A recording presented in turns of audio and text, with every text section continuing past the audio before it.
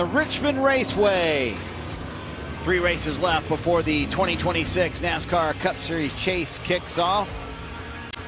Chance for teams to gain ground before the postseason. Marty Sider, Jeff Burton, and Steve Letarte joining you here high atop the Speedway at Richmond Raceway. Dave Burns, Danielle Trotta enjoying a very warm afternoon on pit road. There you see the chase standings with 3 races left here in the regular season. Denny Hamlin, a commanding 103-point lead heading into his home race here at Richmond.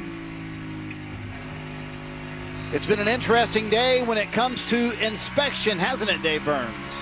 Marty, I don't want to start every broadcast by talking about the tech line and failures, but when it matters to one of the chase cars, you kind of need to address it. And so 2 failures for Christopher Bell's team going through technical inspections today.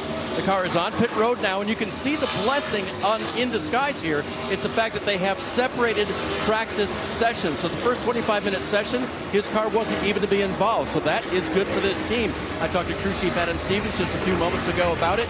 He said, yeah, we failed twice. First time was for this thing, and then the second time, totally unrelated thing. Chris Sherwood, the car chief, is gone. They lose their pit selection, but the driver will have all the practice time, in theory, that he has set up for here this afternoon. And that's really the best news that Christopher Bell has here, trying to go from 6th in the standings to get seated higher with 3 races to go before the chase. Yeah, good point, Dave, that the 20 team in Group B in the final week of group practice sessions and qualifying sessions here in the NASCAR Cup Series goes to 1 session for the rest of the season starting next weekend in New Hampshire. Shane Van Gisbergen out on the racetrack. He is on the pole for tonight's Craftsman Truck Series race here at Richmond. So Steve, kind of walk us through now.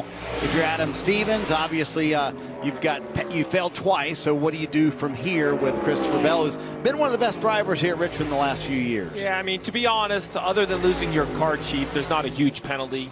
It happens to teams, and to Dave's point, which he explained very accurately, if he was in this group, it would be a big challenge because you're going to lose a lot of practice time. But the 20 car is going to be okay. He'll get his laps that he needs. He also is in the truck race tonight, starting back at 17th. So, and this is a driver that I think this is kind of business as usual, if it seems. It's uncomfortable, but it's not too big of a hindrance. Jeff, one of your home racetracks, being from the state of Virginia, practicing during the day and then racing at night. Kind of explain to me the difference in what you pick up here and how you apply it to the evening. I think the track just this time of day is just not as much grip overall. I don't think, to be honest, I never thought the balance changed that much here. It just got faster as it cooled down. See Eric Jones, currently he's fastest on the board. Right in front of him was SVG. He's next to last, but SVG's times in the run look pretty decent, actually. It's driven away from this 43 car. Well, you got to feel gutted, Steve, for Eric Jones last week.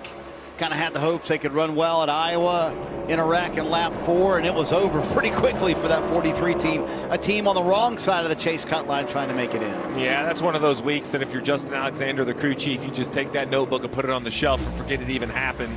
To run 4 laps, you have no idea. You're going to spend a ton of energy and emotion kind of reliving what could have been. You really start to focus forward. But to your point, and you heard it in the interview with Eric Jones, right? There is a huge implication, and this is what we're talking about. A mistake by Tyler Reddick in this white and black 45 goes in over the bump, gets loose, and as he goes up the racetrack, the 43 is there to be collected. And that basically puts Jones 50.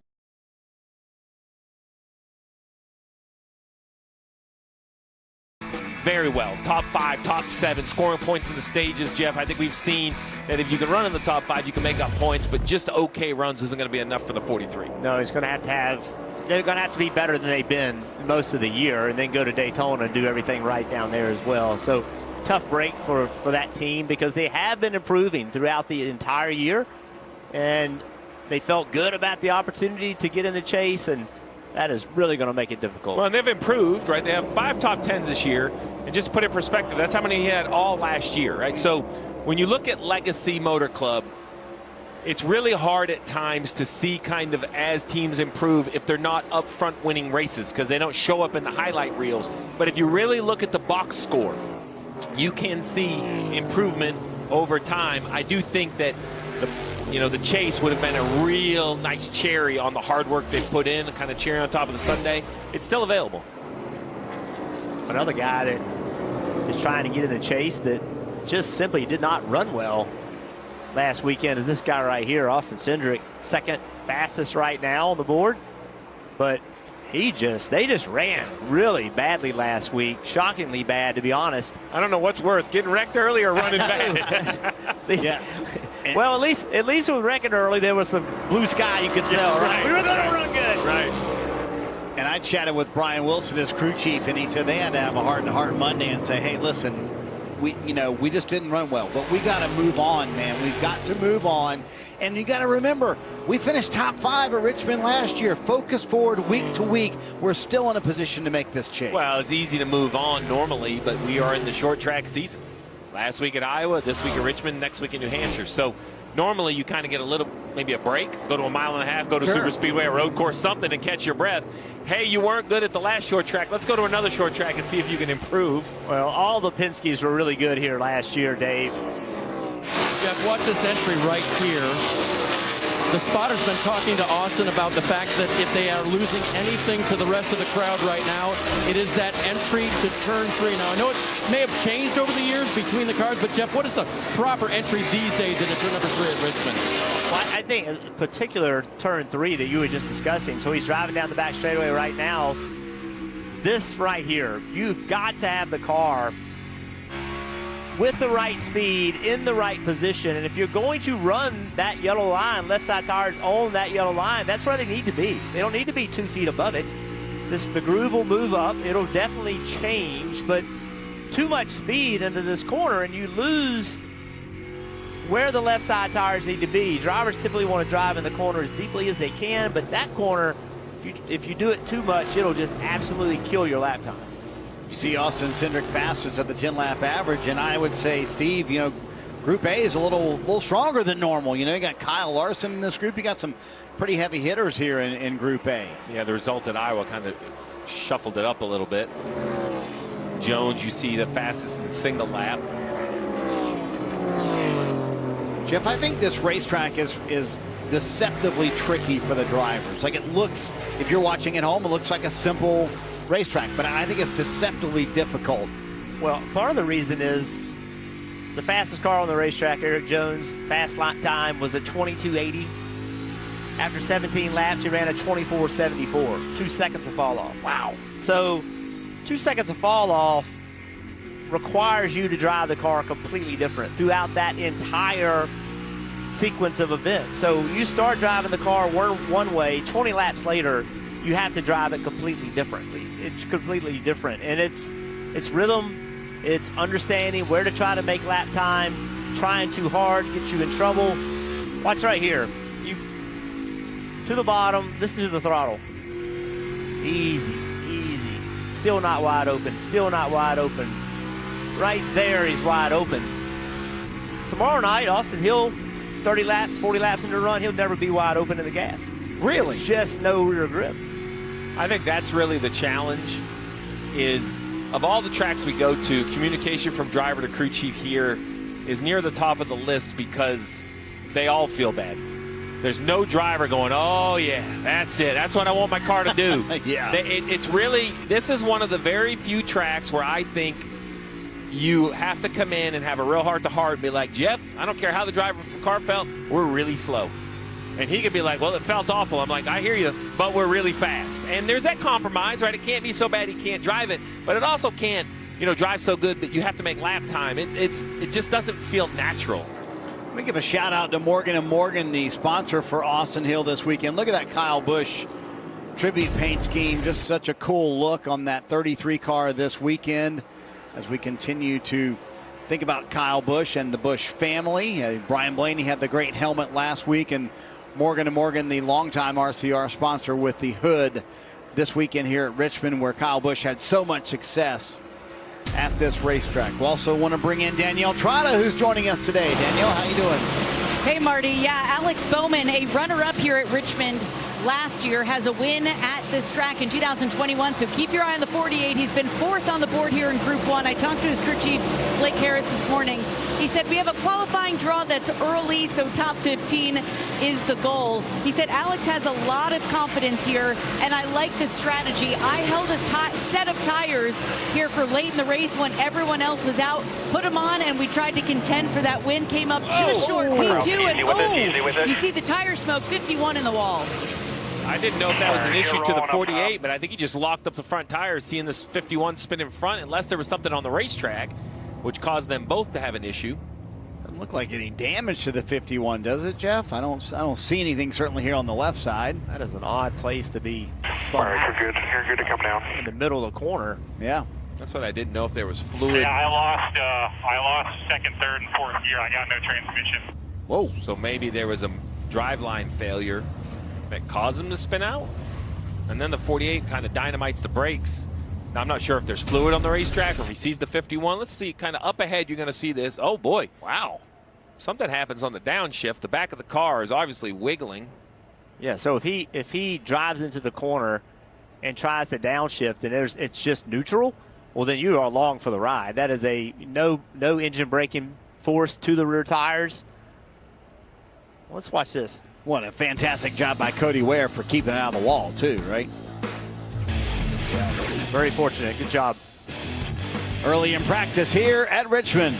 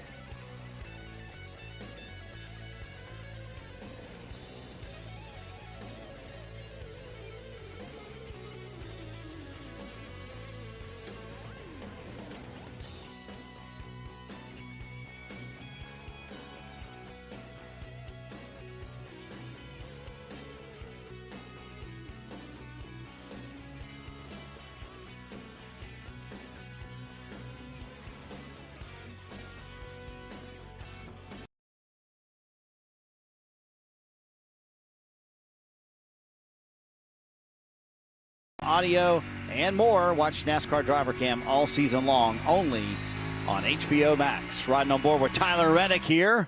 A little under 12 minutes to go in Group A from Richmond. Dave, what's up with SVG?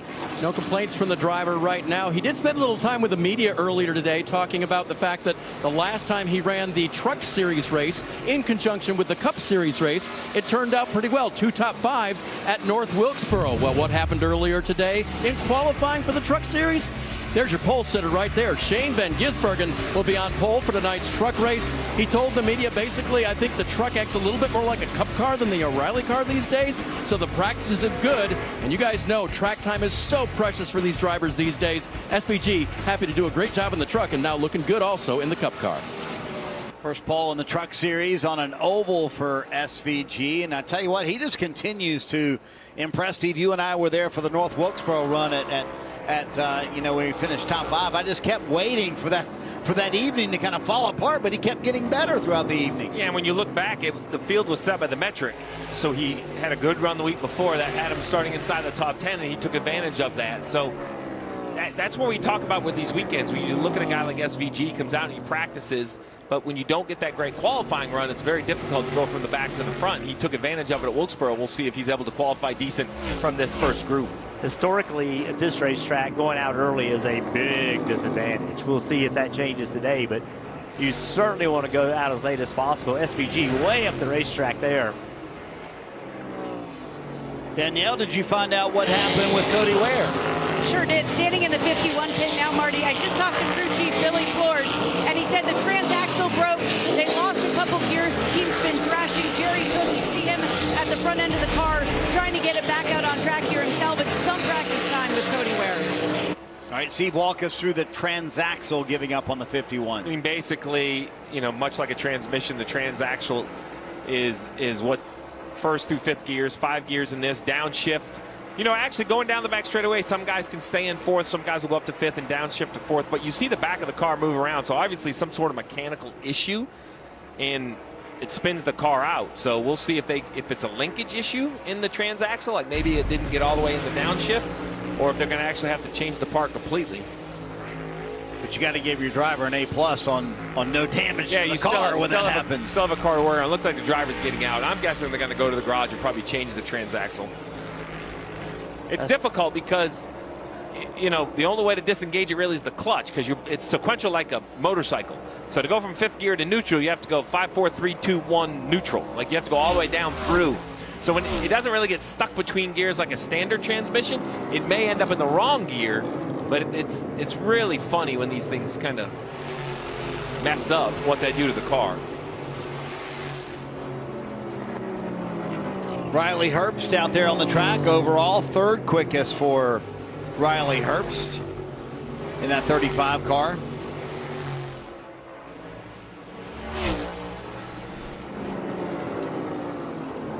And Jeff, I think you're watching this group, and what I think, if I'm guessing what you're watching SVG. Is that on purpose? He's done it now for 4 or 5 straight laps. Without a doubt on purpose. It's, this racetrack gets really wide, run all over the racetrack. Always question a little bit being the first guy up there if it's clean enough to really understand what your car is doing. Certainly, I like the idea of trying to run the racetrack like you may do tomorrow night. And SVG likes the top of the racetrack. We've seen him when able, he runs the top and does a really good job at it. So it's not surprising to see him one of the first ones up here. And I'm noticing others, Steve, starting to do it as well. Alex Bowman kind of creeping up the racetrack a little bit as well in the 48 car. So other cars starting to migrate up there. John Hunter Nemechek as well in the 42. Yeah, it doesn't make sense on new tires, but SVG now has 34 laps on his tires right there. The 47 of Ricky Stenhouse, 28.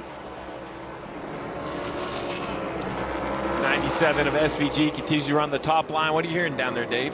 Yeah, right before they went to this particular idea, this was the radio from SVG. It's terrible. Should I pit or keep going?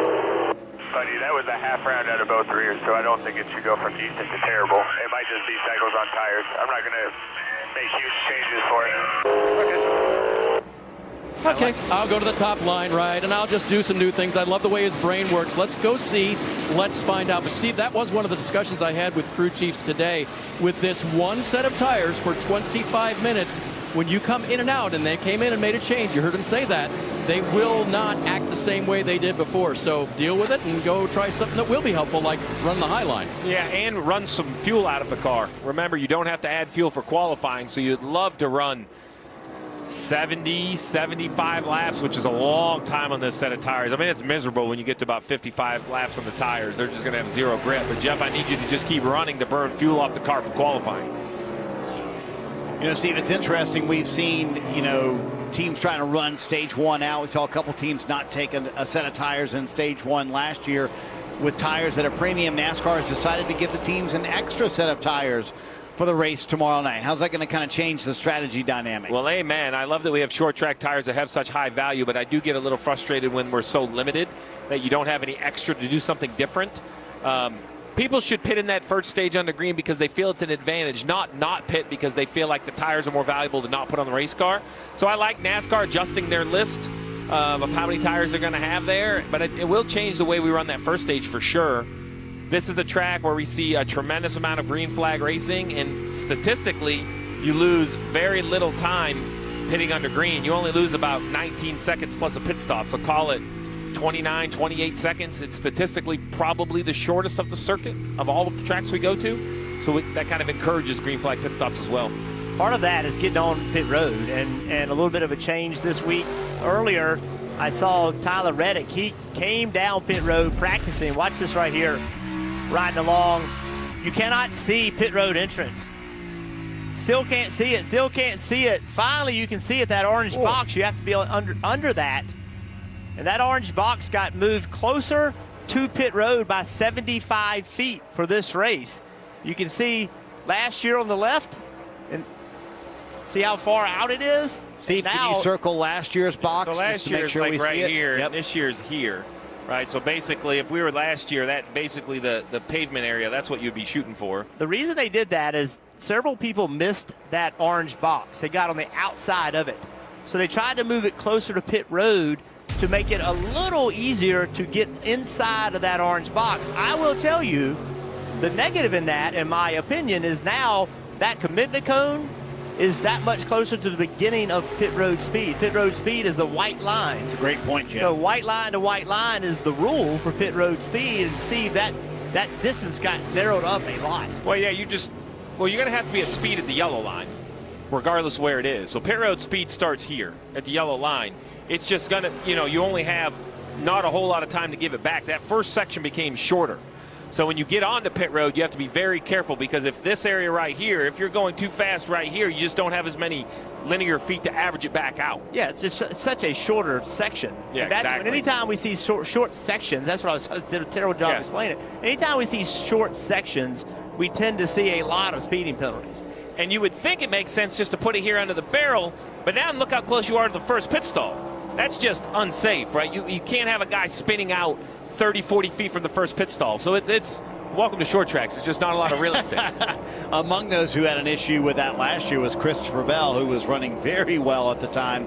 In fact, Bell has had 4 penalties here in the last few years at Richmond, and here is him missing that commitment line last year. So the rule is, if you touch the orange box, you cannot enter pit road. If you touch it and you go back on the racetrack, you're fine. But to be legal, you must have all 4 tires underneath the orange box. That is legally committed to pit road. If you touch it in pit, you have a penalty. Kyle Larson trying for a rebound weekend after a tough Iowa. How's he doing so far, Danielle? He's a 2-time Richmond winner, knows his way around here. Been around that 11th position here in this first practice group. And Marty, something that a lot of fans may not be aware of for our defending champion, 4 of his guys atop the pit box are new. 3 new engineers and a new mechanic. Some came from inside Hendrick, some came from without. So all season, Cliff Daniels, the crew chief, said, we've just been trying to get our processes down together. It takes time. We all like each other. We're happy. We're working well. And sometimes we're the victim of circumstance. We know we haven't won yet this season, but as a new 5 group, it just takes time to gel together. They've fallen to 10th in points with only 3 to go in the regular season, Marty. They need a clean race tomorrow night.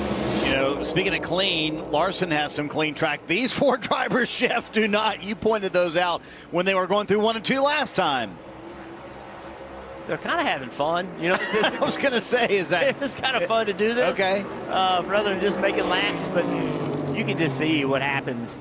The tire fall off is so large here, and the speed difference between a car. Whoa, Reddick spinning. Did not hit anything, Billy. We should be fine. They're going to be coming around here.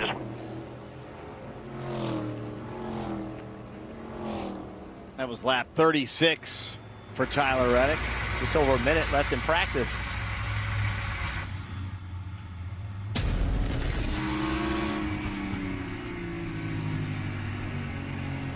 That thing was loose on corner entry. Oh, man. And he just stands in the throttle to keep from backing into the wall.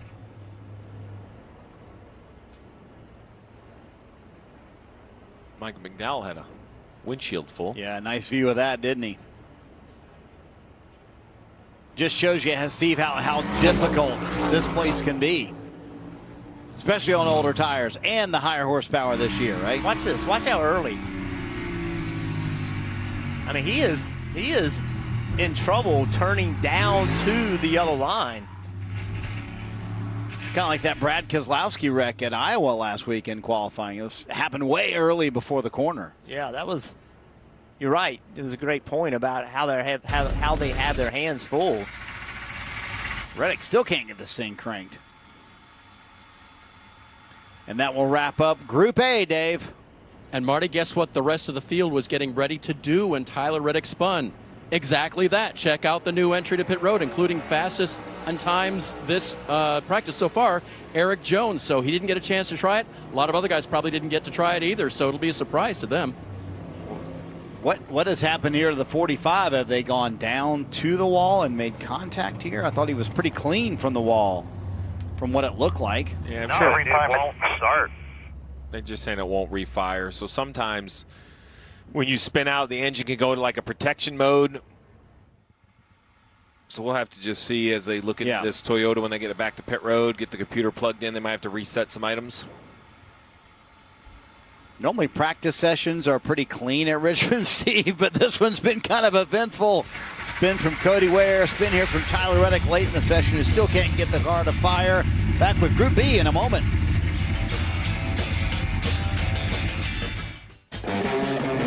You fought against the odds.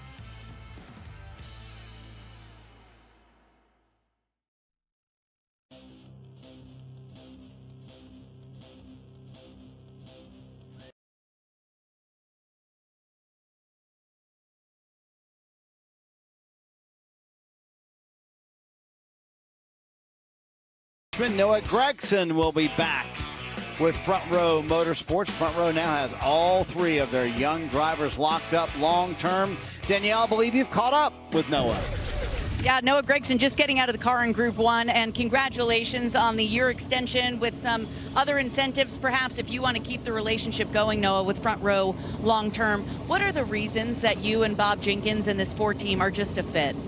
Well, first off, super grateful for everybody at Front Row Motorsports, and that really starts from the top down with Bob Jenkins and Jerry Freese, Drew Blickensturfer. I got a great relationship with those guys. So I think we have some unfinished business, some success that we want to have is, going up there, running the top 15 consistently, having just solid days. And I felt like we had that last weekend. We just want to do it on a more consistent basis. So ultimately, for me, I'm just trying to work on how I can be the best piece of the puzzle for our team, and just trying to be the best leader. So nonetheless, I'm very, very grateful for Bob and Jerry, Drew, everybody at Front Row Motorsports. They've supported me, and I know it hasn't been what we've wanted these past 2 years, maybe result-wise, but I think having the opportunity to work with those guys and keep building on my career, I think we can have some success and have some solid days at the racetrack. How about the night you need tomorrow? After getting out of the car, Noah, that first practice session, how do you feel about your 4-car? This is about the hottest I've ever been at Richmond. It's really hot out here this weekend, and I feel it on the racetrack as well. It feels pretty slick. I know we saw a couple guys in that first session spin out. It's pretty edgy around here. We got more horsepower. The track's hot. It's greasy. It's slick. It just comes down to having a car that's connected through the corner, obviously, but for me, it's always been about having good forward drive here, having that rear grip when I touch the throttle pedal. With more horsepower this weekend than we've had here in the past at Richmond, it's going to be key to be able to get on the gas and keep those tires gripped up. But we got a great team behind me. We're starting to, see some glimmers of, momentum and just trying to get better each and every week, and I'm starting to see it at this point in the season. So once again, very grateful for everybody at Front Row Motorsports. Hopefully we can get some rear grip in it. We went out a little late there in practice, so the speed chart there in practice doesn't really show the full story, but nonetheless, very grateful. Man, we are sweating bullets. I confirm the Noah Gregson. It's very hot in Richmond cinnamon here, Dave Burns. Danielle, I can confirm that Eric Jones is very hot as well, as am I, but I do stand corrected. You got half an attempt at the new pit road entry there. Let's start with that, and how important would that have been to get a couple runs at it? Yeah, I mean, I didn't find out till this morning that they moved pit road, so I walked out and looked at it, but it's different, but I don't think it's going to be crazy. It would have been nice to get one full speed run at it, but just getting in a little bit deeper than what we were. So, yeah, it's kind of interesting. I don't know why we moved it. I know it was hard to get on pit road before, but that was kind of part of the challenge. So, yeah, we'll see what happens with it, but would have been nice to get one. Nice pace in practice. How do you feel about the 43? Yeah, we fired off just a little bit free, and that's why we had a fast lap, but it hung on okay, not bad for being as free as we started, and then we came in that yellow and made a change, and it was okay. It was still just too free, so we got to get a little bit of rear grip in it for tomorrow night and try to get it on the tight side of things to be good on the long run. So I don't know, it's we're trying a bit of a different just approach this weekend for Richmond, for me, and it's just not been a track that's been great, so trying to do something different and see if it's going to work out. How big of a challenge is that for you? Is it a big swing at doing it very differently? Yeah, I mean, it's tough. At least for me as a driver, I just want to do what feels natural and try not to think too much about it. So when you are thinking about it and changing it up and deliberately doing things different, it gets a bit more challenging just to remember and remind yourself in the car that what the things you're trying to accomplish are. So I think it paid off, though. Our long run pace was okay, and we'll just see how it goes tomorrow. Hope you're a quick study. Danielle? Dave Burns here with Ty Dillon, who had the 5th best average in practice. P5 on the board, Ty Dillon. That's a pretty good start for you and your 10 team at Colleague. Yeah, for sure. Our Beaver Street Fisheries Camaro was really solid. We made a few changes early and ended up kind of really back where we started. Our team's been really working good ever since really the All-Star race back in Dover, and even last week we drove up inside the top 15, raced there all week or all day, and just had a little hiccup on our last pit stop. So we're just trying to keep our momentum going. We've done a lot of great things at Colleague Racing this year, and we haven't always shown the result on our team, but we've been running really fast. So just a matter of putting all the things together to get those strong finishes. Big brother Austin Dillon has won the last 2 here at Richmond. Little brother Ty, 5th fast first group, Marty. Yeah, pretty good run for Ty Dillon, no doubt about it. Group B coming up here in just a moment from Richmond after a wild Group A to kick off the afternoon here on True TV. For the first time in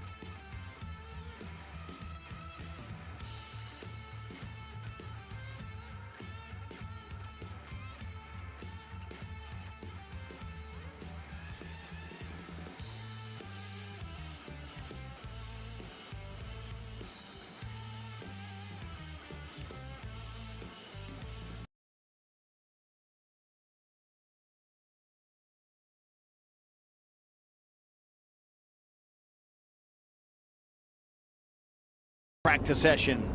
Steve, I thought kind of, putting a couple of points together. I'm just wondering, you heard Noah Gregson say these cars are so edgy. We've seen Tyler Reddick spin out on the racetrack. I wonder if the 750 horsepower, a little extra horsepower for the Cup Series cars this time around, might have a factor in that, with these cars being so much on the edge. And as you mentioned, you got to be so free here in the afternoon during practice session. Well, for sure. You have to be loose in the day, because I think when it does pick up, like Jeff says, it does get a little tired to carry the speed into the middle. The tire itself seems to have a little bit more fall off. And look, anytime you come to a really hot, slick racetrack and give the drivers more power, it's going to be tougher to kind of control and figure out what they need. This is a place that I think you give them 1,000 horsepower, and I think they may go slower. I'm not fun. sure. Yeah. For sure. I'm not sure you would go faster. On lap 10 for sure. Tell your driver, be careful on that throttle. Richmond and Ryan Blaney have not been a combination, Jeff, that's worked over the years, but they finally kind of started piecing it together last year. Blaney will admit, hey, I've always struggled. I just cannot get my arms around this racetrack, but had a nice run here in 2025. Yeah, I just believe what I've seen with short track, this racetrack, what we saw last week. I just think that they'll be a contender.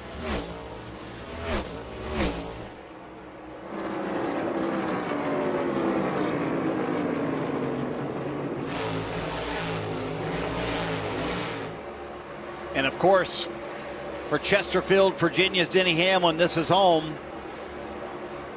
where he grew up, about 35 minutes from this racetrack. In fact, the seats they have here, Steve, they dedicated to the Hamlin family this morning. Denny and his mom, Mary Lou, after the passing of his father, Dennis, earlier this year, there are the seats. That's where Denny sat as a kid. Yeah, I love this just to honor Denny and his family and what he's done for the sport. There's his mother. He had his daughters out there. It was just his son as well. That's the first picture I saw. I didn't know he had all 3 kids here. He does. Very cool. Yeah, I mean, you talk about a guy, 5 wins, 20 top 5s, over 2,300 laps led. And if the tires and the high horsepower is making rear grip a premium, then this would be a guy that's going to succeed, because he is really, really good at just saving tires, running very patient lap after lap. Pretty interesting line he's running. This looks pretty standard. Left side tires right on the yellow line, but over here in 3 and 4, a little bit different than what we're accustomed to seeing. He drives in the corner. All this looks pretty normal, but he just never tries to get to the bottom on corner exit. A full car width and a half off the yellow line. Almost everyone else has their left sides right on the yellow line on corner exit. He's just using way more racetrack. Good shot of it right here. Kind of goes to the bottom. Well, that time he did run the bottom. That's the first lap he's made with the left side tires on the yellow line. Maybe something he learned in the sim. Maybe just kind of let the car do what it wants to through 3 and 4, Jeff? Yeah, potentially.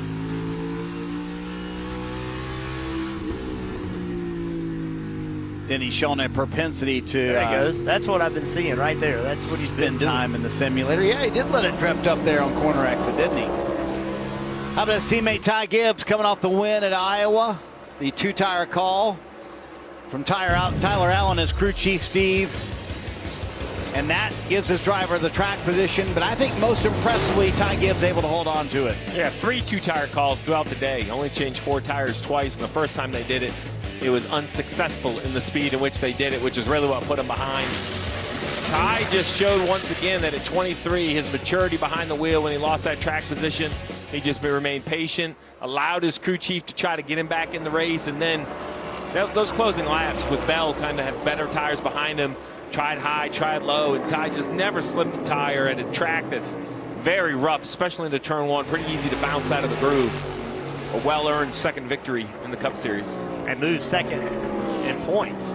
As we start to wind down the regular season and get closer to the chase, where you finish in points makes a great deal of difference. And all those points you'll carry into the chase, they're going to matter. All 4 Joe Gibbs Racing drivers now in the top 6 in points. And it's insane to me to think the highest Hendrick driver is 7th in Chase Elliott.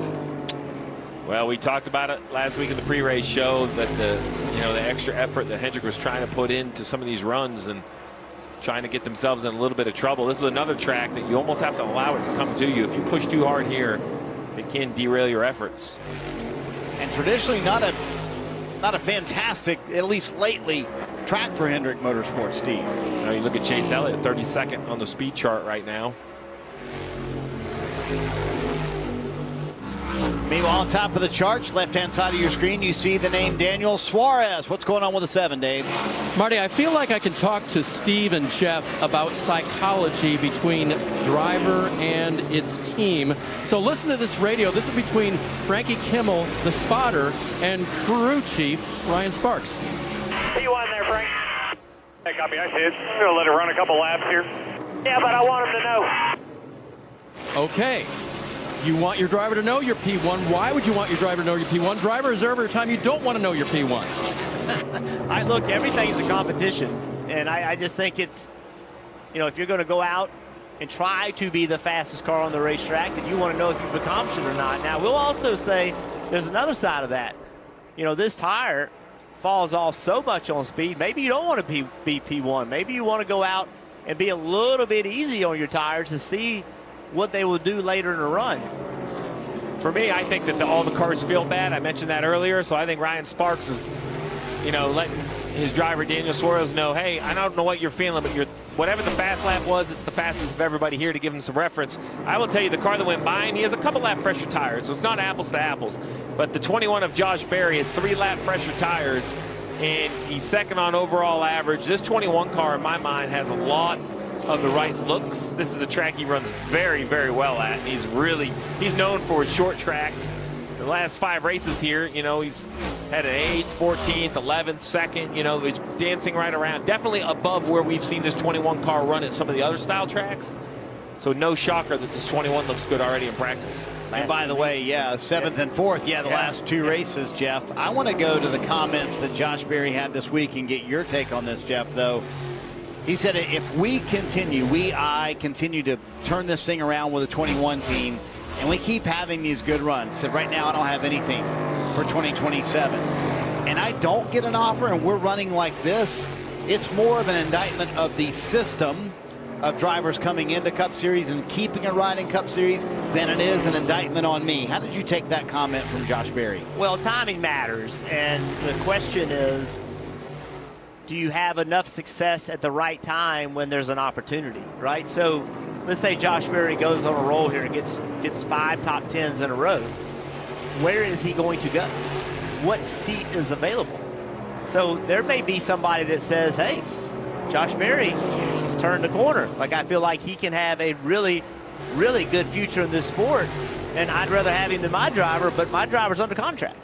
So there is a timing to all of this. So the question would be, in that situation, where could he go? Well, then the next question is, all right, if he's not in Cup, well, surely somebody in O'Reilly's or Trucks would love to have him, but where's an opportunity there as well? So it is a brutal business, and part of this is the timing of when you're available and the timing of when another seat is open. Yeah, this will be a 60th start. He has a win in those 60 starts, 4 top 5s. My follow-up to Josh would be, hey, I respect your opinion, but let's start putting some names to that statement.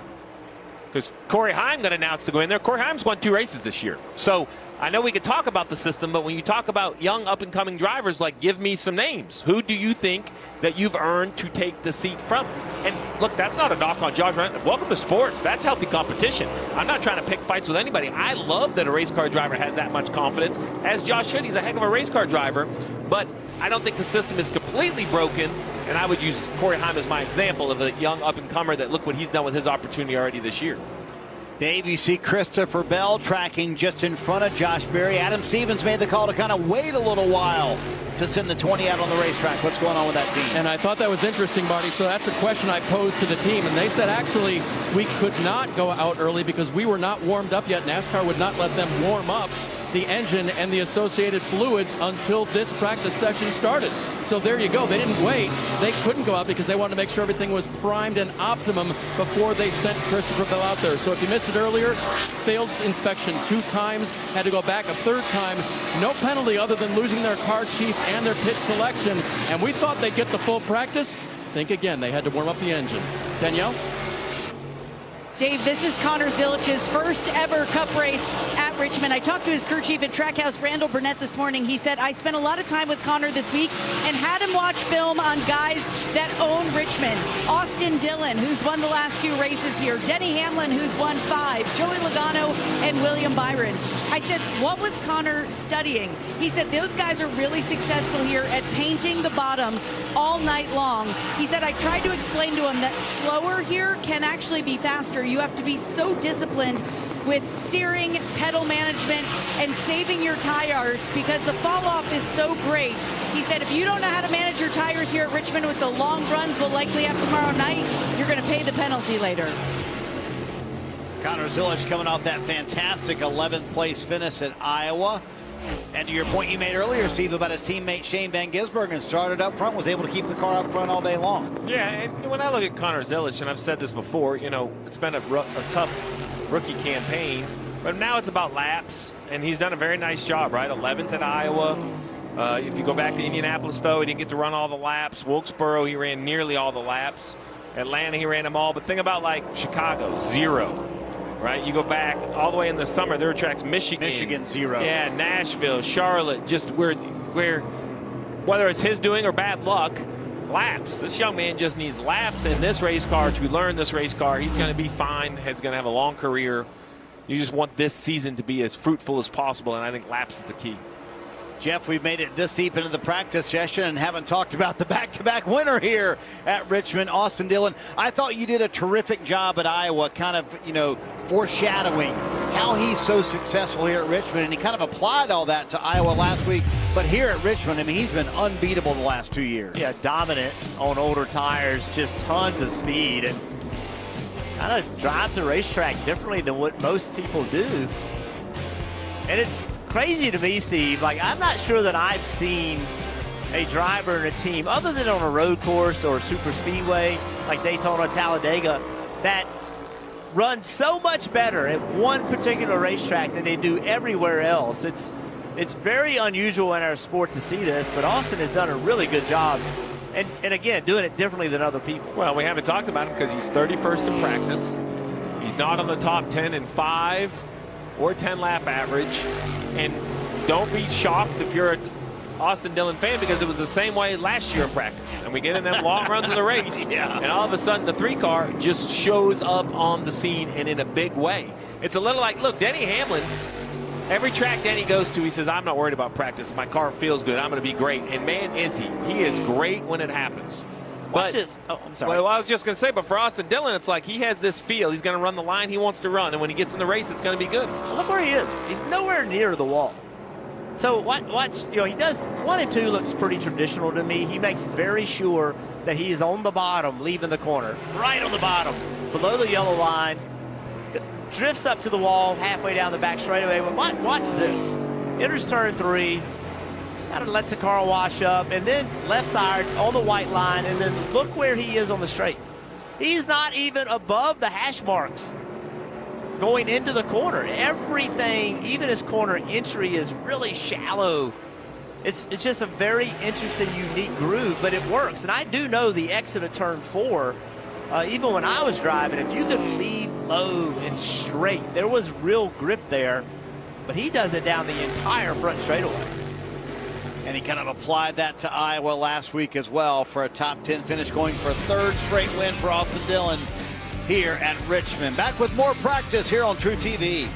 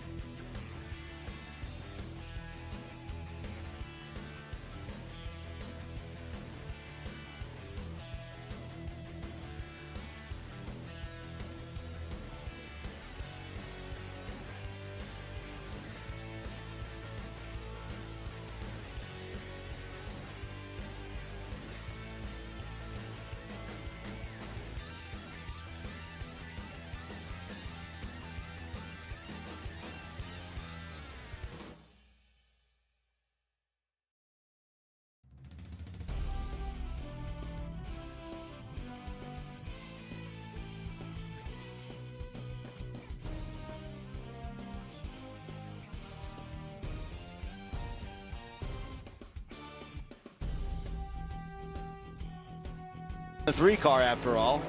But just for the record, by the way, 25 lap average. To your point, Steve, second quickest, Austin Dillon.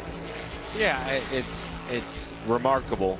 You're going to have to race with him tomorrow night. I'm sure of it. And it's crazy to just point how one track can stand out so much amongst the others. And by the way, let's go back to the 2023 race here. He didn't win it, but he was top 5 in that race as well. I mean, he was a threat to win that race at the end of 2023 as well.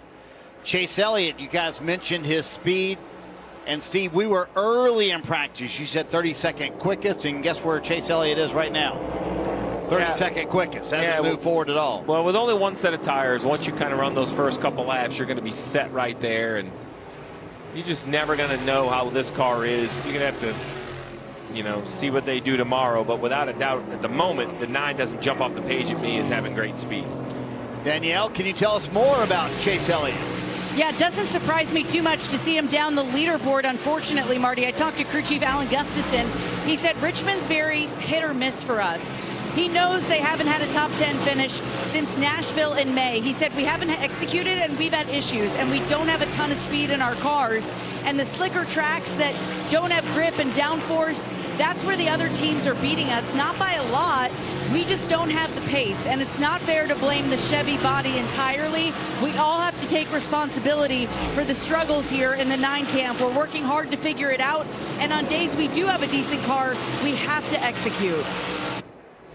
Steve, you've been through stretches like this in your career, and Alan and I were talking earlier today, and he said, somehow you have to detach yourself as a team and a driver from the results that you leave the racetrack with and just focus on, hey, how can we, A, stay positive, but B, just improve week to week? Yeah, you have to just try to remove the emotion, which is nearly impossible to do, but you're just going to have to remove the emotion and really kind of measure where you stack up, what you need to change. And it's not going to change overnight. And I think that, this organization has been around for decades, and it's found success, and it's had down times and up times, and I've said it last week, and I continue to say it. One reason why the magnifying glass has been turned up is because of their success, right? I mean, their expectations are sky high. There'll be no doubt at the level of effort and work and commitment. Just a question of, is there enough sand left in the hourglass on 2026 is really the question. We talked about Kyle Larson last practice, and I thought Danielle did a nice job of talking about how they're kind of where they're at, but it's the fall in points that hurts, because with the reseed, it's a real thing. Like, Larson's now down to 10th in points. So those are going to be real points he's given up compared to his competition when the chase reset happens. Jeff, we've been talking a lot about Austin Dillon, but I think you still have your eye on Ryan Blaney, don't you? I really do. I think he and his teammate Joey Logano are the best on a long run. The lap times that the 12 can run are really impressive, and I like the line. He's not having to do anything unique, anything different. He's just traditional, bottom feeding, right around the bottom of the racetrack on both ends. So is the 22, and I think these are the 2 best race cars. Both cars look very stable. Their lap times long, late in a run, look good. The 12 car, remember when practice started, the 11 was right there with him. He has put all but half a racetrack between he and the 11 car. It's a full straightaway anyway that he's been able to drive away from the 11. What I'm noticing, Jeff, is you talked about this Austin Dillon thing of leaving lower later in 3 and 4, or 2 and 4. That's exactly what Logano and Blaney are able to do. I mean, they're painting that yellow line at way off the corner exit. Yeah, you have to pay attention to what's going on, and if you're not watching what Austin Dillon's been able to do and say, hey, why has he been able to do that, and then go try it, you're kind of crazy, right? I mean, it's been working, and that's what Logano is doing. Look how low he is. He's the same exact line. Look at the field. I mean, you have a couple that go, they really jumped out. So if we just sit right here, right? So you have a couple go to the wall, this goes to the wall, but this next group of cars that are in the entrance of 3 right now. So there you go. Low exit there, relatively low exit there. The 3's passing the car, but it's crazy how they're doing this. Watch film, just like football, Jeff. You got to watch film on what the other drivers are doing. Danielle, how about his teammate Joey Logano? I talked to Paul Wolf this morning, his crew chief, and I said, where's your confidence level? He just smiled a real big pearly white smile, and he said, hi. I think Joey and I have been top 5 every single time we've come here together. My goal is to be good on the long run, which is something Jeff Burton was just talking about a moment ago. I said, where does your confidence come from with the 750 horsepower package? It's the first time we've had it here. He said the only difference time that I think Joey will notice it is maybe coming off the corner, and he said we found so much at our North Wilkesboro test in December that helped us at Iowa. It's also going to help us here. We already had a good baseline, but we're bringing something a little bit better for tomorrow night than we had in this race last year. Watch out for the 22 guys. Their confidence level is very high. Yeah, on top of that, we're talking about running low. He said, I'll show you low.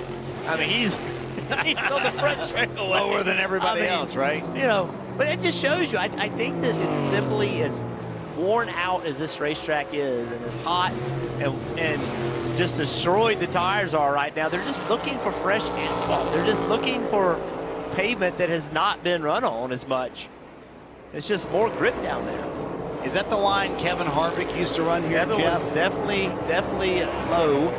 But, I mean, look, it's always, you know, 15 years ago, you could run low and it was an advantage, but I think they're just looking for lower and lower as this racetrack ages. Riding on board with Bubba Wallace here as Group B starts to wind down, just under a minute and a half left. He is so good here at Richmond, and team, Steve, this is a team that desperately needs just a solid result. They've had the speed, but they just haven't been able to put together the finishes on this 23 team. Yeah, I mean, it's just been an inconsistent run, right? You mentioned it. 12th at Iowa, 28th in Indy, decent at North Wilkesboro. We need a little bit of momentum over these two short tracks and then at Daytona, which the good news is, you know, here he's a decent short track racer. He's a great super speedway racer, so they have the chance to kind of string 3 together and you'll forget most of the summer. I think this is one they feel super confident about. Led 123 laps here last year. They had an issue on pit road. I think New Hampshire they're a little worried about, but Daytona, to your point, they'll be very good. It's not just a Bubba thing either. I'd say 23-11 because Reddick has got nothing kind of going for them either. Yeah. Well, look at the data. The green bar is the throttle. Never close to wide open. Never wide open. So it just shows you how little grip this racetrack has. Is that a part throttle, part throttle? Now here I'm a little surprised he's not able to go full throttle down the back straightaway. Not surprised one bit up the front straightaway. Is that a learned skill set for Richmond, Jeff? Hit this time.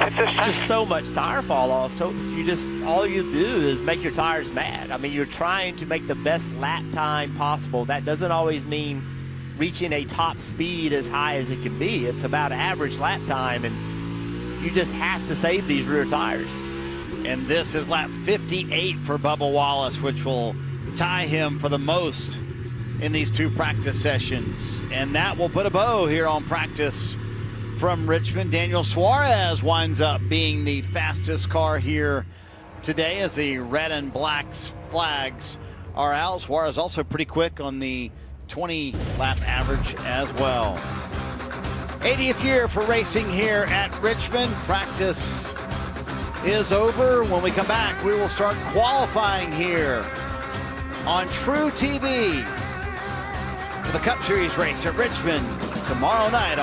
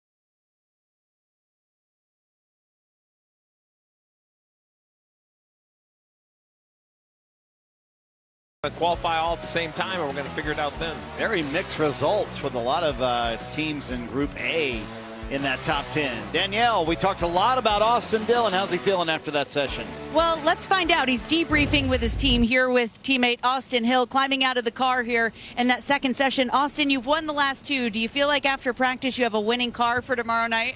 Not yet. We're still working on it. I think the new left side tire is a little different. And we got to work on our balance, but there were some things about our car that was good. We just got to tie it all together.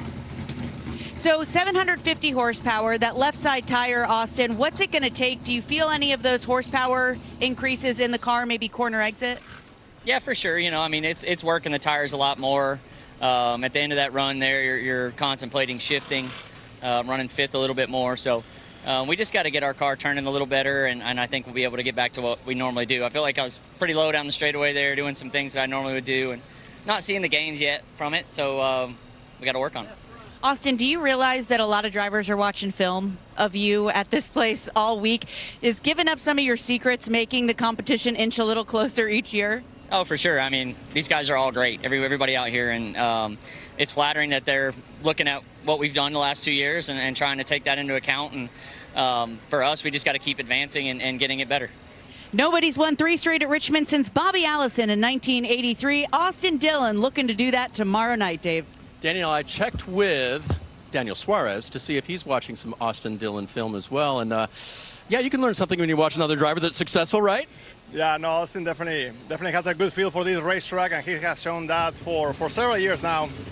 But overall, super proud of Estaremos Sports. Once again, we unload with a super fast race car. I can't thank this guy enough, all the men and women, not just here, but also back at the shop. Great power under the hood, HMS. USP, first race with us here. An amazing group of people, and yeah, super happy with the speed of the car. We still have a little bit work to do with the balance, but I'm pretty sure everyone can say that. So it's pretty hot and slick out there.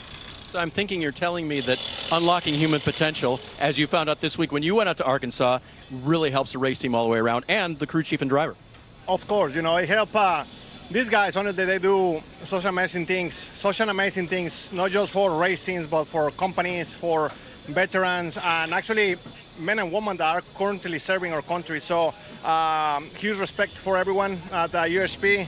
My friend Sean Murphy, that he is the one that has been in contact with us the entire process since early January. So it's been a lot of fun, and I'm looking forward to having these guys with us here tomorrow night, and hopefully it will be very nice to be celebrating Victory Lane with them. Yep, everybody look up UHP, and Danielle, look for Daniel Suarez quick here at Richmond.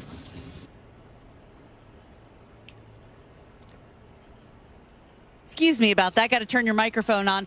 Josh Berry was also fast in practice, 10th overall on the board. Josh, how happy are you with your 21 Wood Brothers Ford? Yeah, I feel all right about it. I thought we fired off pretty good, which is something we've been trying to get a little bit better here. Fell off a little bit more than we'd like to on long run, built loose. So I feel like we know what to do to fix it. And you know, obviously today is about trying to set ourselves up for a good qualifying lap and give ourselves some track position to start tomorrow and go to work. Speaking of qualifying, Marty, let's go back up to you guys in the booth and get ready for these fast laps. Yeah, qualifying coming up here shortly, Danielle. Josh Berry certainly going to be a factor when it comes to that. We'll get things kicked off from a very warm Richmond Raceway coming up next on True TV.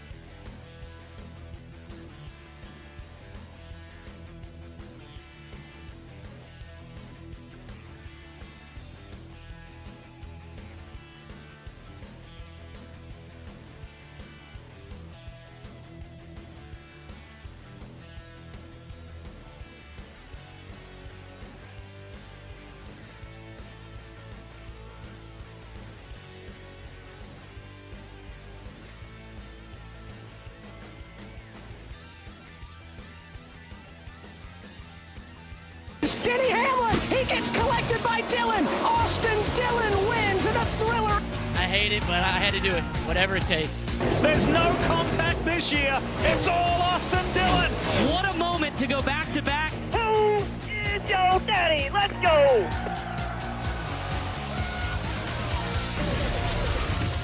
Two wins, two very different wins, Jeff. And I remembered watching the race back that I asked him, how did it feel to do it the right way? And he didn't mind answering that question, you know. I mean, there's certainly very different wins for Austin Dillon here at Richmond over the last 2 years. What people forget about the one you're talking about where he hit a couple guys is until the yellow came out, he had the field completely covered. 100%. Now, I'll be the first to say he wouldn't have had to hit anybody if he could have just got a better restart, because he had the best car there and he botched the restart, which is why it had to be controversial. Doesn't change the outcome, but there was just more to that story than what everybody remembers in the replays. That is a very, very good point. Josh Bilicki gets things kicked off here, qualifying at Richmond. Second start of the year. Yeah, first start here in a few years. Last one back in 2021.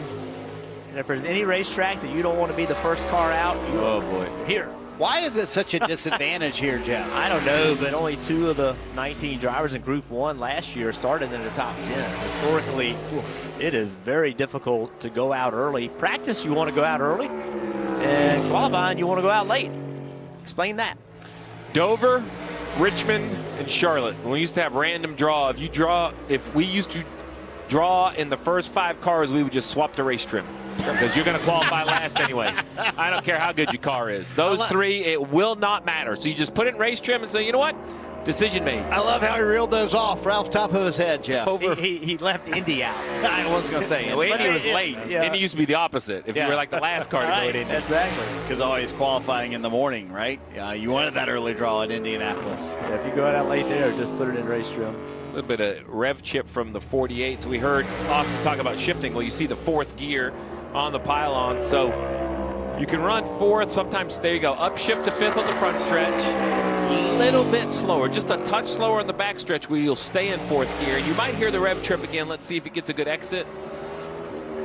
No, he lifts, actually. He gives up because he was already 2/10 behind his first lap. As a note, Cody Ware will not make a qualifying lap here this afternoon after the transaxle issue. Danielle, who you got? I got the pole sitter from last year here at Richmond, Ryan Preece with RFK. So the boys in the booth want to know, Ryan, why is an early draw such a disadvantage here? Why is going out late at Richmond typically where you want to be? And what was the key to you sitting on the pole last year? Well, it really rolled the center really well last year, so I think that was an important thing. And just, I don't know. Forward drive and all those things were a real big issue in practice for everybody. So management's going to be a really big thing, and hopefully we can take a deep dive into our practice. But right now, try to sit on the pole. Ryan Preece just 29 points below the cut line, guys, in 17th. Needs a good night tomorrow. He and Derek Finley feeling confident after practice. Oh, Aaron Jones taking that 43 all the way to the wall there, getting every inch of the racetrack off of turn 2. You see trending of the red comparing to himself with the 2 laps of qualifying. So far, seems like it's pretty obvious it's lap 1.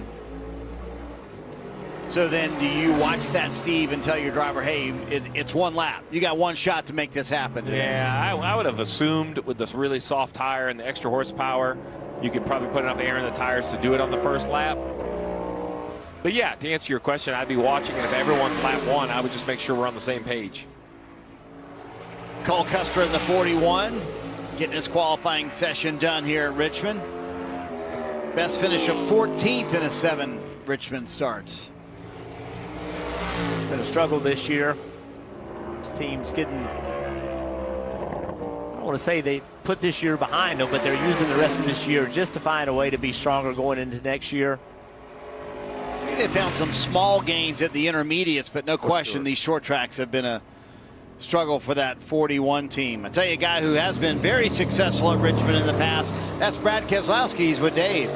And Marty, he looked good in practice in single lap and also on 15 lap averages. What's the 6 car got for him? Good question, Mr. Burns. This track is always changing.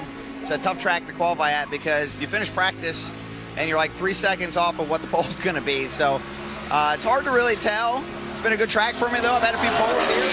Would love to put the Build Submarines Ford Mustang on the front row, but Also, I feel like qualifying late here is a pretty big advantage, and we're not exactly qualifying the latest, so can't let that be excuse. You know, you still got to drive it hard and put it all on the line, but important session with pit stalls, and we're going to be pitting like every time you can, so you want to make sure you got that figured out with a good stall. So a lot on the line, Dave.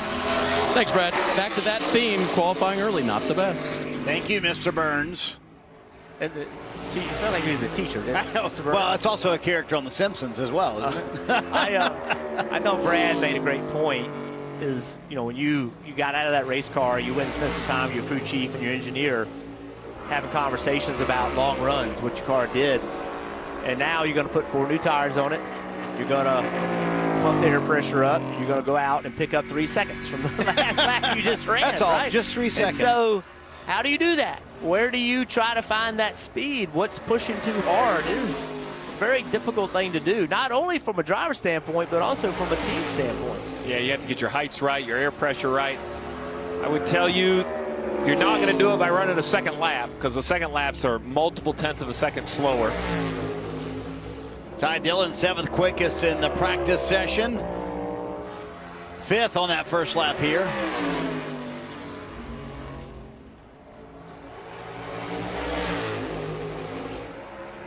And to your point, Steve, time and time again, that second lap just not going to work. It's amazing how quick they lose time here at Richmond. Kind of rank it up there with Darlington, Jeff, in terms of it really is fall off. And certainly seems to be even a little bit more here with this 750 horsepower. Go inside the race with NASCAR Driver Cam, presented by Straight Talk Wireless. Access every in-car camera with real-time driver data, multi-view options, full team audio, and more. Watch NASCAR Driver Cam all season long, only on HBO Max. He's trying to pick up 3 seconds from the last lap and from the lap he spun out. Yeah, exactly. Sure, that doesn't build your confidence for qualifying either. Toyota Racing on board with Tyler Reddick. This car Decent amount off from Eric Jones. It just does not have grip. This 45 car is off the pace. You know what is interesting to me is that Eric Jones went out relatively early. And if this racetrack was doing the same thing we've seen in the past, he would not still be sitting first. So maybe something's a little different today.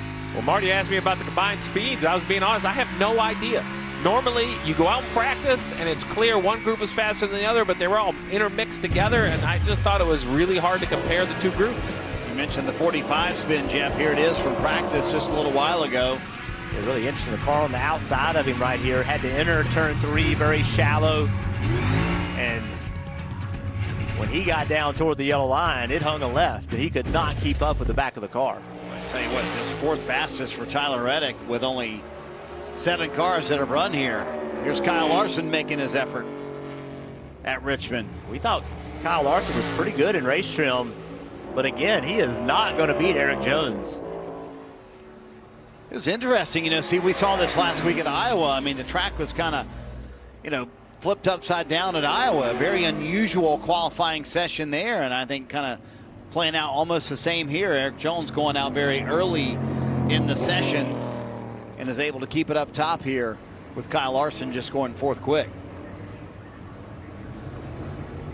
Well, if we're confused, it's not any more comfortable to be standing down there on pit road, I can tell you that. But I will say, though, that's why when we talk about preparation, every time you think you understand what's going to happen over a course of a weekend, you just get a curveball that nobody sees coming. Shane Van Gisbergen making his 2nd Cup Series start here at Richmond. 14th in this race last year. We mentioned he's on the pole for Craftsman Truck Series race tonight. And to be clear, he was one of the last trucks to go there. So later was better in the Truck Series. So you're going back to that it's going to be the case here in the Cup Series qualifying as well. Just 5th quick on that first lap for SVG. And he's not even going to try on lap 2. I think that's smart. Just give it up. And that first lap seems to be the best for everybody so far. Eric Jones, the fastest after 9 cars have qualified here at Richmond.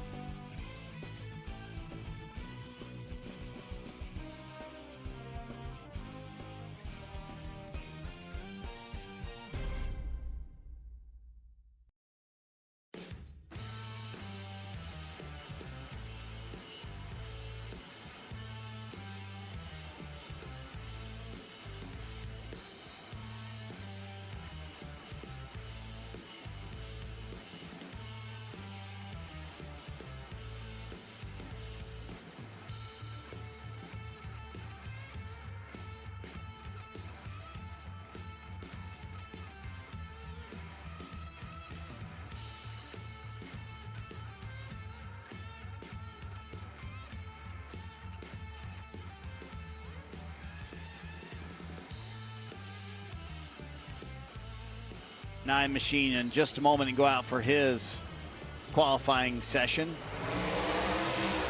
Austin Cindric, career start number 175 for the driver of the 2. Looking to back up his top 5 from Richmond here last year. Team on the right side of the cut line, Steve, could use a good run tomorrow night. Yeah, currently 29 above. You would love to leave here at 40, 45, just start to inch your way out. You can make up basically around 70 points. So I don't think we're going to be locked in heading to Daytona, but man, you'd like to have a little bit of a cushion. Flirted with the green in 1 and 2 and in 3 and 4, Jeff. Just a little bit off, but a good lap time. Had a good practice. I thought this car and all the Penske's were really good in practice. I think I've heard that theme before, the Penske's being good at short tracks.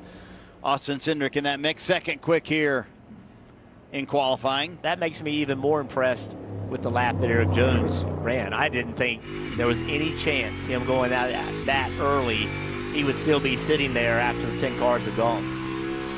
We just heard from Brad Keselowski with Dave a moment ago. Now he's hot behind the wheel and going to put in his qualifying laps here at Richmond. Brad's so good here in the past, a 2-time Richmond winner. And Steve, talking to Jeremy and Bolins, they just loved how the schedule laid out for them with Richmond and New Hampshire back-to-back, and big in the green for Brad.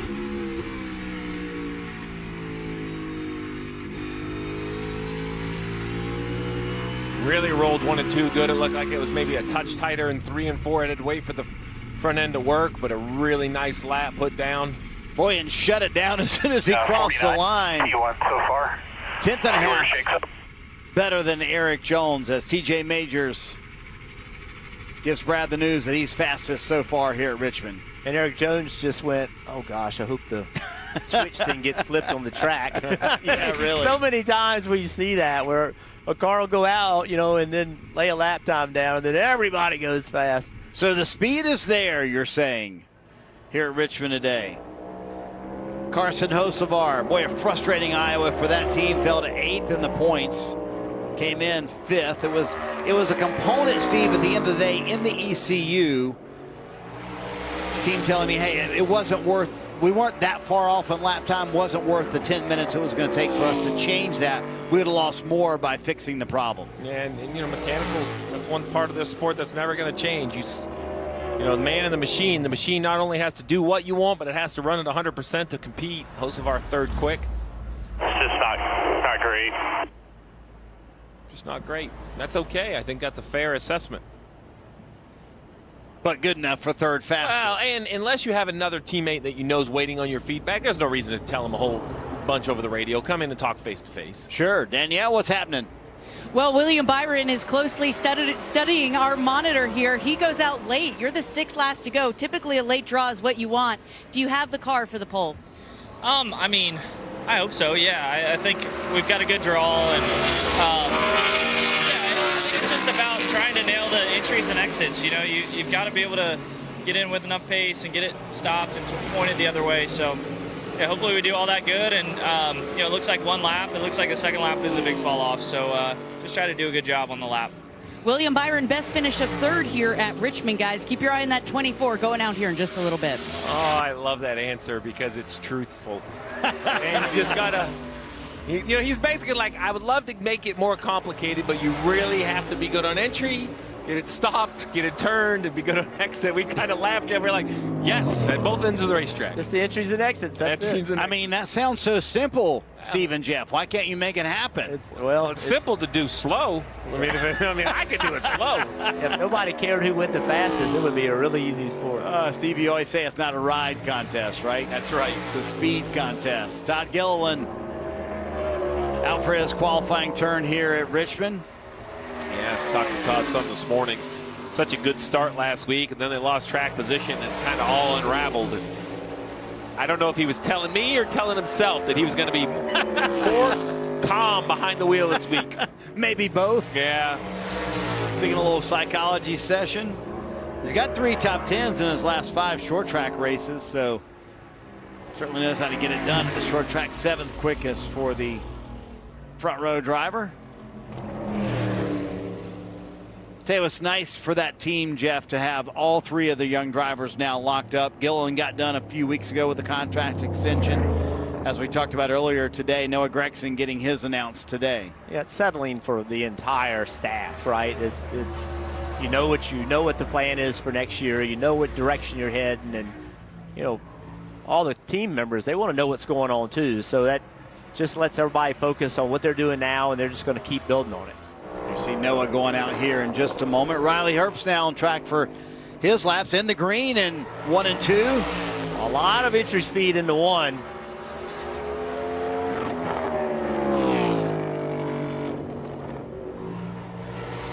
That looks like a great corner. It did.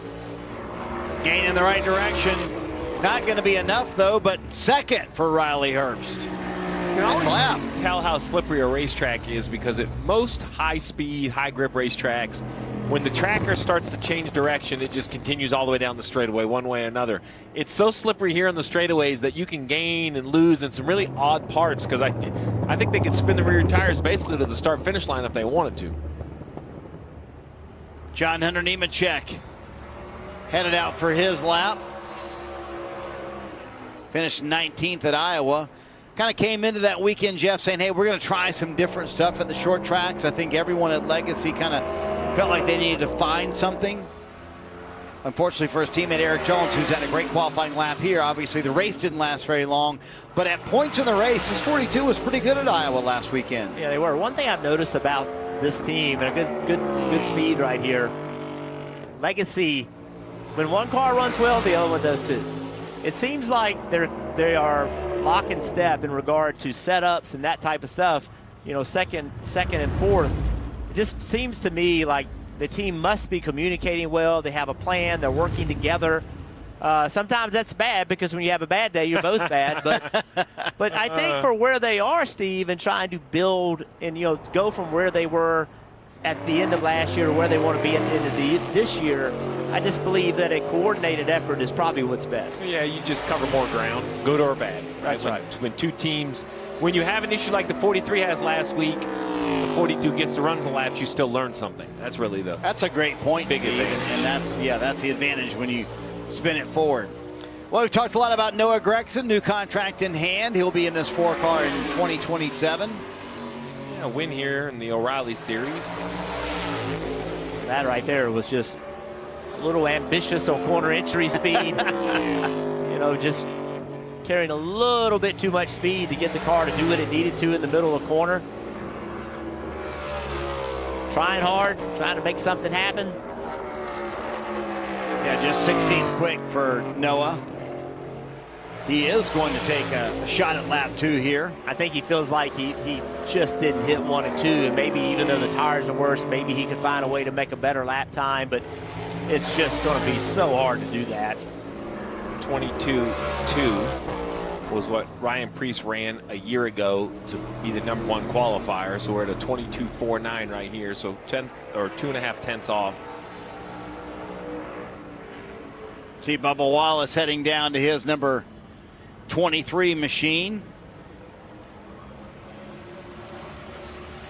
Ricky Stenhouse Jr. loved the gold colors this weekend, or greenish gold colors for Stenhouse this weekend. He was in Iowa all week hanging out at the Knoxville Nationals. Team that he owns running in that event.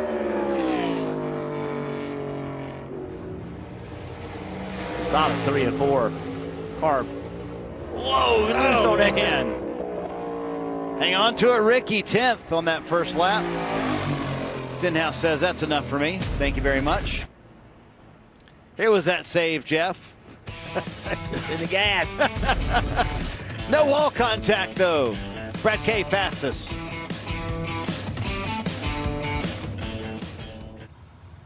Oh, hi. I'm Liberty Bibberty, and I'm here to tell everyone about Liberty Mutual's great coverage and savings. It's car insurance that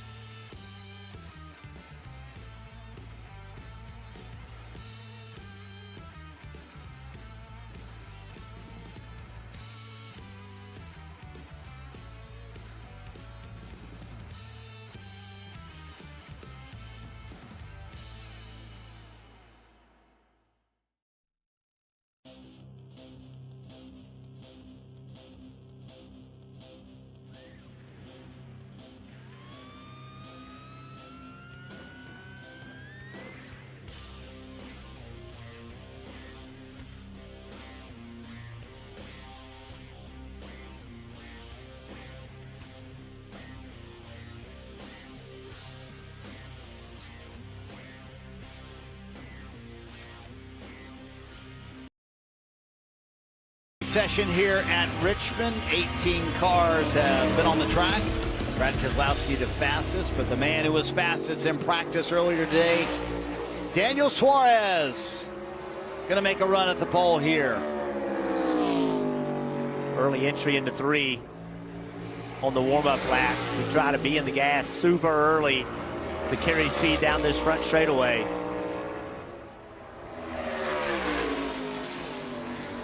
Oh, missed the bottom. I don't think he needs to be up the track that high. Seemed like it killed him. Going the right way in 3 and 4. A little bit of green there, Steve. Yeah. No. I think Suarez is going to want that lap back. I don't think he's going to love the lap he put together. Either the car wouldn't do what he expected it to do, or he missed his mark just a little bit. I thought he was really high right here.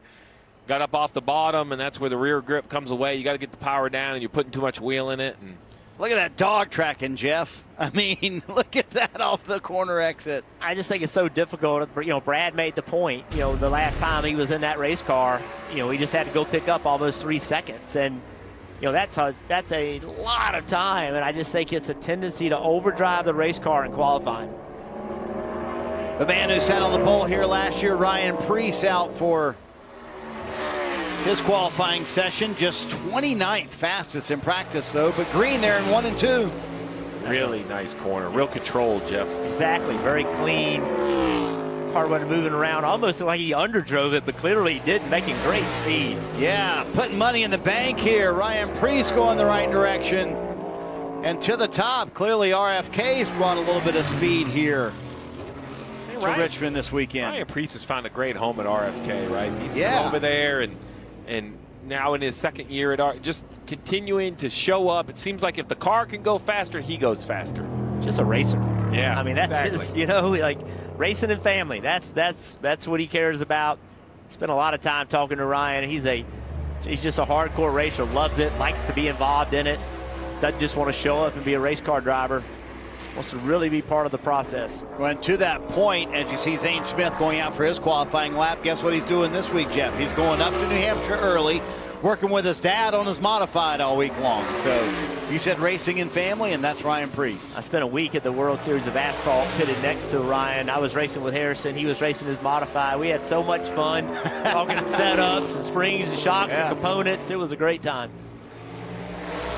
Zane Smith, tracker going the wrong direction here off turn 4. Yeah, and that'll put the front row cars kind of spread through the field. Zane currently 9th, Todd 12th, Noah back there in 20th. You know, the interesting thing about the RFK speed is I talked to Scott Graves, crew chief for Chris Buescher earlier today, and he said the RFK cars all showed up completely different directions, Steve, because they felt like they were behind Penske here at the short tracks and needed to find something. Clearly, they found something. Well, you know, to Jeff's point about Legacy being the same or running the same, I think that's a great approach. But I will say, if a company has enough conviction to sit in a room and be like, we're going to divide and conquer here because we're not figuring it out, all unloading. So there's a time for both.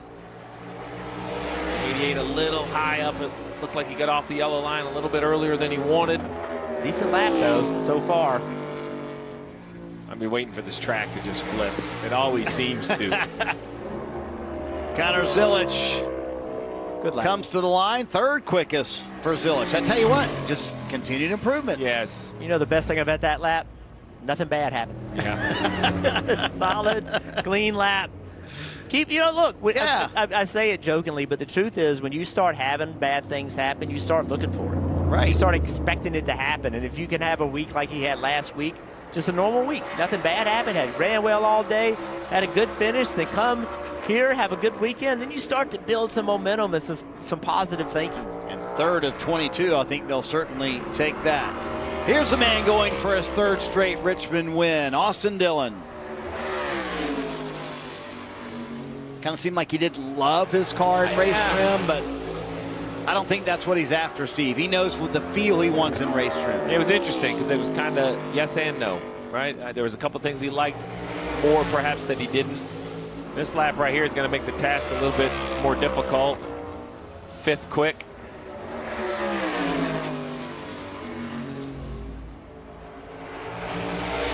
He is going to take lap 2. Oh no, he just gave you a little teaser. Yeah. Acted like he was going to take lap 2, but 5th quick for Austin Dillon. The races he won, he started 6th and 11th. Joey Logano heading out on the racetrack. 2-time Richmond winner. Jeff, you certainly felt like race runs. Logano among the best. We'll see what he can do here in qualifying. I mean, it was, what, 2 months ago? We're like, what in the world's wrong with this team? What you kind of knew is he's clearly in the green. They had so many good tracks stacked up for the 22 team coming that they could make a run like this. I'm going to admit, I didn't know it. I thought they were in trouble. I just didn't see it. I didn't see them being able to do this. But another good lap right here, 3rd. 3rd quickest for Joey Logano. How about Ford's? 1, 2, 3 at the moment. Yeah, I got loose off of 4. There you go. Everybody taking this opportunity just to do 1 lap, Steve. So, yeah, there's just nothing left. You know, those left side tires, those rear tires, they get worked right away. Could Priest make it 2 straight years for being on the pole here at Richmond? And see what Bubba Wallace can say about that. Remember, we rode along with him at the end of practice in this green bar, how he never got wide open. Throttle never went to the floor. Look how early it is now.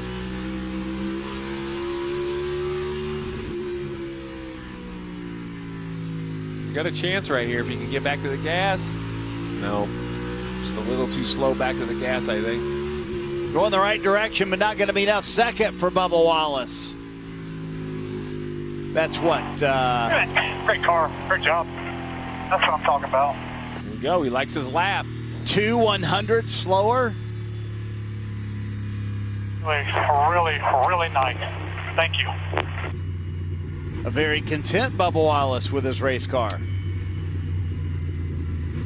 And very good at this racetrack as well, as Ryan Preece watches on.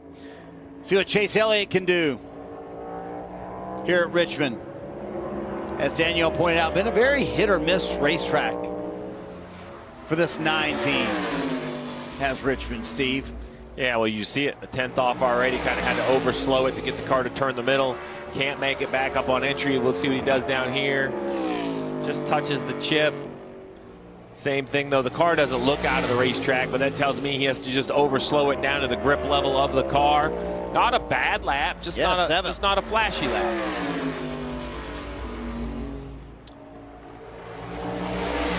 As expected, Chase kind of drove that thing right to what the limit it would give him. He's going to run a 2nd lap. This is just a futile effort. Tires just do not have a 2nd lap in them.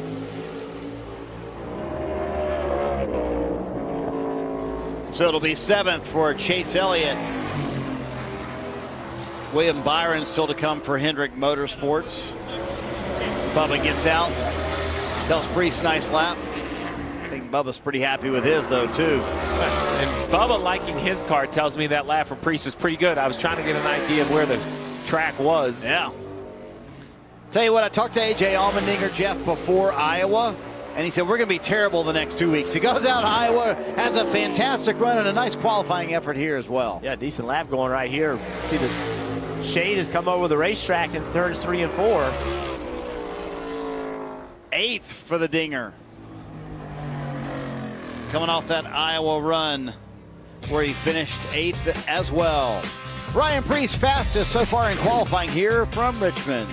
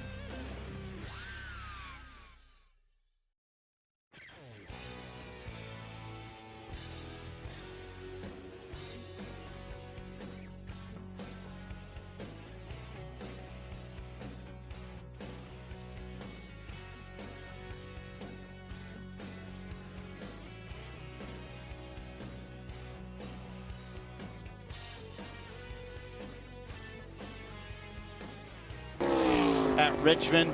Jeff, is really where he burst onto the scene, honestly. Remember, he drove that car for Chase Elliott here after he had that snowboarding accident, finished top 5 in that race, and I think that's when people pointed and said, hey, we got to get this guy in a Cup Series car full time. A lot of green. A lot of speed right here. Man, that car rolled that yellow line. Spent some time with Miles Stanley, the crew chief on this car this morning. This is a big lap. And he was really excited to come into this racetrack, and he just proved it right there. No question, Ryan Preece to the top. Or, sorry, Josh Berry to the top, knocking Ryan Preece off by a good bit. Man, so yes, Steve, there is speed late in this qualifying session. Well, we saw it. Now the sun's back out, but during that commercial, the shadow came over the racetrack. You wonder if it cooled the surface at all. What a lap from Josh Berry, though. Almost matching Preece's lap from last year. Picked up over 0.7 of a second. And Ford's 4 of the top 5 so far as another Ford heads out on the racetrack in Chris Buescher.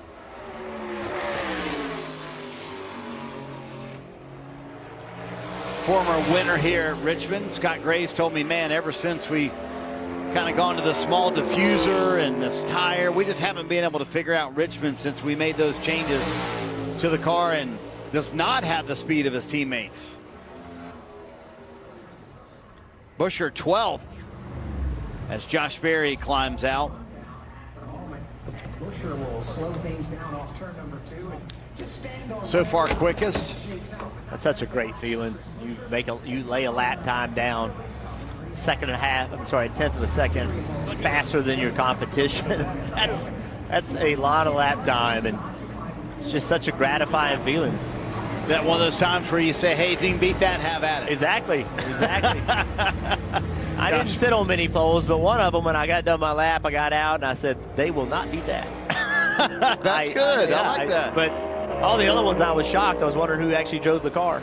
Tell you what, Steve, let's give some props to Ross Chastain, that entire team, Brandon McSwain, the crew chief, for their run at Iowa. You know, Ross said a couple weeks ago, listen, I don't care about points anymore. I just want to see us get some speed. They certainly have it at Iowa. Yeah, I mean, I really think, you know, we talk about the chase, and everyone's goal is to make the chase, but if you're this one car, you just want to return to the form that you once had, right? You want to think you're in contention when you go to these racetracks, and 12th right there for Chastain. I don't know if, I think that's kind of average, right? Not good, not bad. And I still think he can make the chase. I mean, he's got to put some great races together. However, I think there's time to do it. And they're going to have to be the best they've been. They're going to have to execute. They're not afforded any mistakes whatsoever. But I still think there's an opportunity. Gained 35 points to the Chase cut line in one race last week. William Byron on the track. Best finish of 3rd here at Richmond over the years. They all saw that lap time by Josh Berry, so they know the track has it. Boy, the cloud's really covering this entire track now.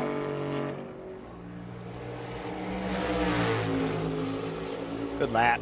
Not going to be the pole, but yeah, a nice lap for William Byron to 2nd.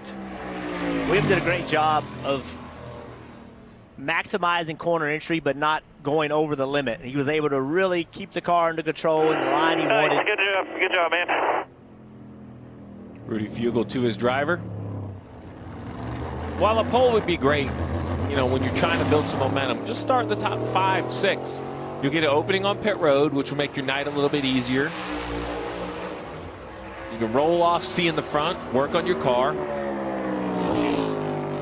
Final 5 cars of qualifying. Chase Briscoe out on the 19 car.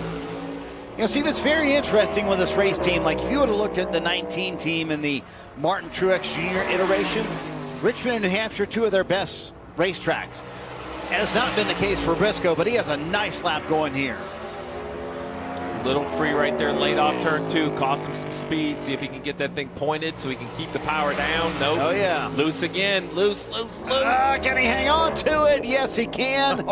Chase Briscoe barely to the top, and you can see Josh Berry goes, dang. That was the, you think that's what he said? That's the opposite. No, it's not. I cleaned it up. That's the opposite lap that William Byron just had. Like, William Byron's lap looked calm, under control. Briscoe was like just getting every little bitty inch he could get, spinning the rear tires. They look completely different. I mean, that is 6/1000ths of a second that Briscoe beat Barry. Look at this. On that lap. Different look right here. Denny Hamlin just getting a little bit of heat in the tires. Does that cut off any speed coming to the line, Jeff, or not? Well, we're going to find out.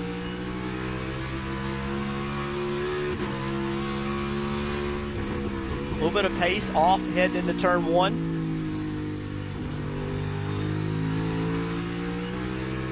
Oof, not a good turn 1 and 2.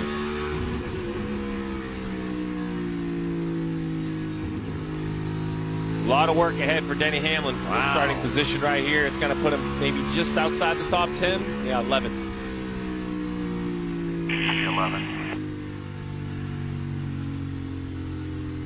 11th with 3 cars to go for Denny Hamlin. I guess it's not as bad as you look when you see it's 2/10 off, because there's basically 2/10 from 1st to 6th. So, you know, we're used to qualifying being so close here. But to be honest, Briscoe and Barry, while they are on top of one another, they have a big gap back to Byron, who has the same size gap back to Preece. His teammate Christopher Bell rolls out on the racetrack. Again, failed inspection twice earlier today. Track couldn't be any better. It's late in the run. Shade's been over this racetrack for the last solid 5 minutes.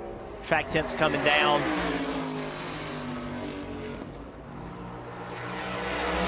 In the red, though, for Bell.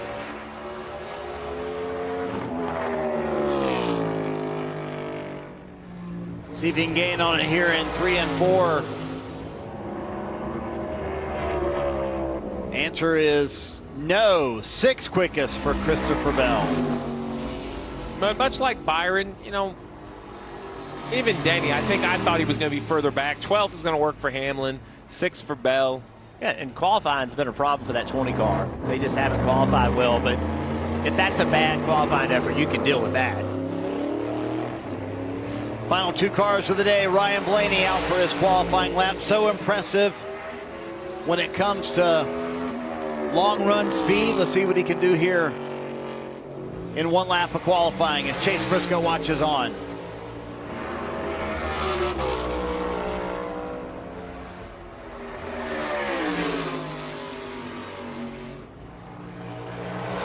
Flash green in 1 and 2. And green again here in 3 and 4. Oh, it's going to be so close. How about Ryan Blaney on the pole last week at Iowa? Good job, P1, buddy. Quickest so far. Raymond Fox, the car chief, applauding his driver as he walks down pit road. A lot of drivers think Ryan Blaney's the fastest race car driver in the series right now. Good job, fellas. A little happy tone there from Blaney. Boy, I tell you what, if they got that short run pace like this, Steve, and have that long run pace, that could be a hard car to beat tomorrow night here at Richmond. Yeah, Ty Gibbs, though, he had something to say about it last week. We'll see what he has in this 54 car here. Last car to go. The winner from Iowa. Green in 1 and 2. Can he hang on to it? Little high, I thought, through that set of corners.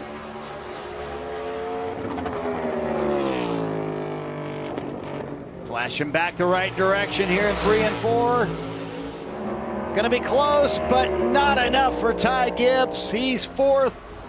Back-to-back weeks for Ryan Blaney. As the fastest driver winning the pole here at Richmond. A racetrack that has perplexed him for so many years. Gets a top 5 here last year. And here in 2026, he's on the pole.